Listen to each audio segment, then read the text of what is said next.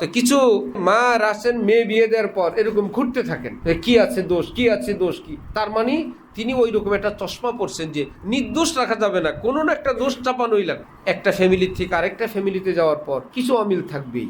আমার মা বোনদেরকে আমি অনেক আগে বলছিলাম, আপনি ননদ, আপনি ভাবি, আপনি শাশুড়ি। শুধু দিনকালের পরিবর্তনে বিয়ের আগে আপনি ননদ, আপনার বিয়ে হয়ে গেলে কোনো ঘরে আপনি কি বউ, আপনার একজন শাশুড়ি আছে। কিছুদিন পর আপনি হয়ে যাবেন শাশুড়ি, আপনার তখন একজন বউ থাকবে। একই পাঠ, একই ব্যক্তির, শুধু মেয়াদকালে আপনার নতুন নতুন নাম।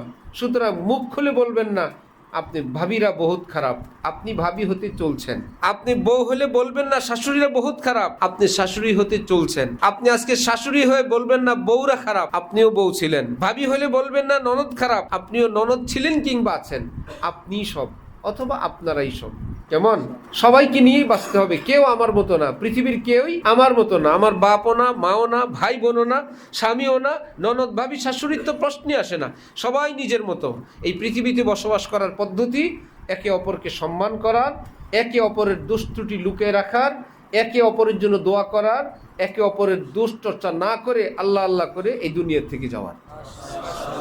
আর যদি সমাজের সবাইকে সোজা করতে চান, আপনার মতো তৈরি করতে চান, ফ্যামিলির সবাইকে এরকম যাকে সোজা করতে চান, সেও তো ডিউটিতে আছে আপনাকে তার মতো বানানোর জন্য।